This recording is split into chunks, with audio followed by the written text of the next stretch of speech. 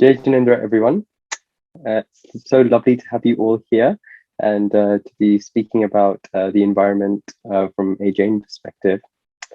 So we have, one of our scriptures called the Dharma Sutra, one of our ancient scriptures, has a teaching that goes Parasparo Graho Jivanam.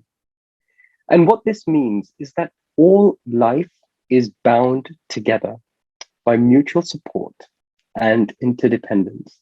Or, as an alternate translation, you could say that every soul renders a service to each other. So it's not just the human perspective or the human, just the humans that we're considering here, just humans and animals, but literally all living beings, right? Because in Jainism, the concept of jiva or life, jiva means life, not only extends to humans, animals, but all forms of life, including plants, including little, insects, like even a tiny, scary little spider, the ones that cause most of you to run around your homes in fear, running away.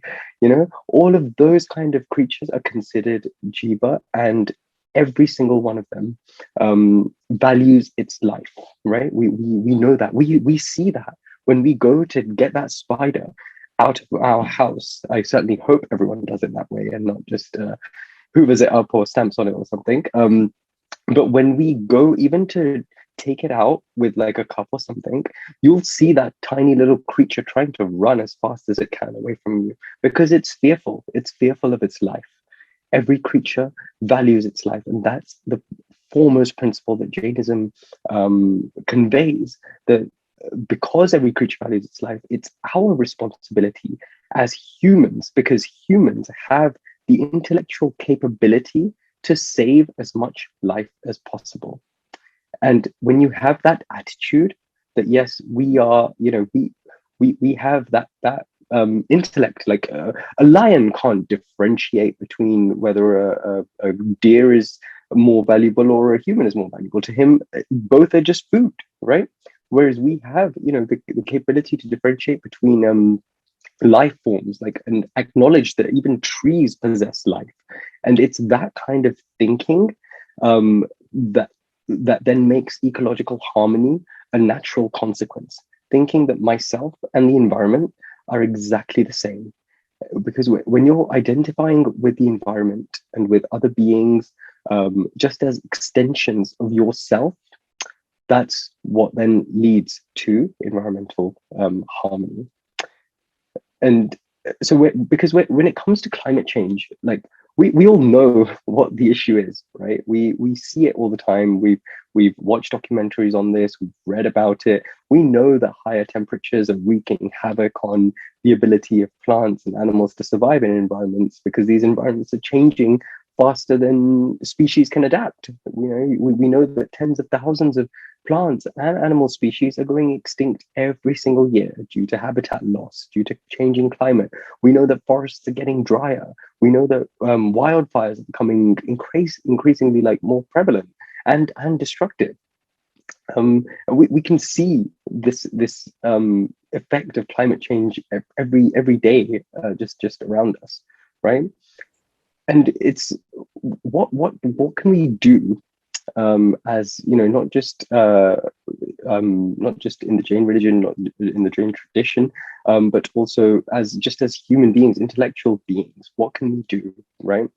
And this is the call to action we will discuss obviously later on in the breakout rooms. But I just want to give you guys some food for thought as to what the kind of things that we discuss within our groups, right? It's a simple act of merely stopping to think, right? Where does everything that I use come from? For example, take like the simple case of like a simple pencil. Yeah, something that you probably use every single day. Do you guys know where that comes from? Do you know how many raw materials are required to make that little pencil? I didn't know. Okay, when I first read this, I was like, wow. So you start first with the trees that are chopped over and then transported over. These are then cut into like little pencil shapes and thickness. Then the graphite needs to be mined and transported over.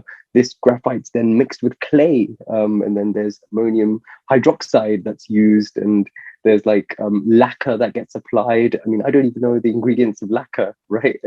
We don't know the like growers of castor beans and refiners of castor oil. These are all part of the pencil making process. So when you realize that something as simple as a pencil has so many things in the background, that's when you start thinking about your impact on the environment, right? And you actually start like reflecting, okay, and it was as Finn said, living within my means. Do I need so many things, or can I survive with just X, Y, and Z? And that's the principle of Jainism, is to try and survive, live, within our means, live as with little harm to the environment as possible. You're never going to get to a place where you cause no harm to the environment, right? Because just by merely, like we're householders at the end of the day, we have to do certain things that might not always be good for the environment. But the aim is to minimize it as much as we can.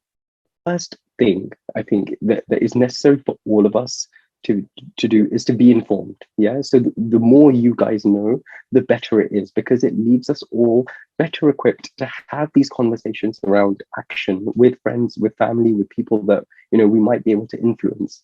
So it's on us to get ourselves clued up with facts, stay up to date with relevant news, and then we can work out what to do. So traveling responsibly, that's a huge thing, right? That's one of the most efficient ways of lowering your environmental impact, is just by traveling responsibly. So whenever you can, you choose a more sustainable way to get from A to B, or walk or cycle. You'll burn calories as well, right?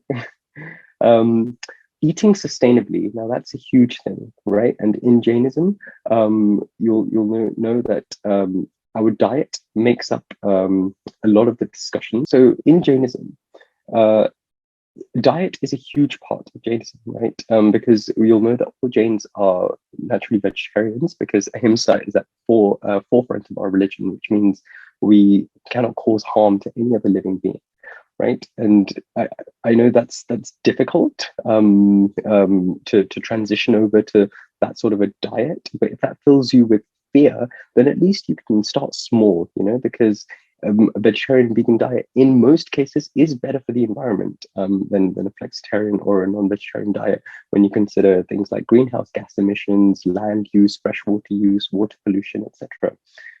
It is a complex issue, however. So it's your personal dietary footprint that you need to consider, and there are many factors around that. So but it's good to at least know the facts behind it. So that's traveling responsibly, that's eating sustainably, and then using your voice. That's one of the most important things, right? We are the first generation to know that we're destroying the world, and we could in fact be the last that can do anything about it.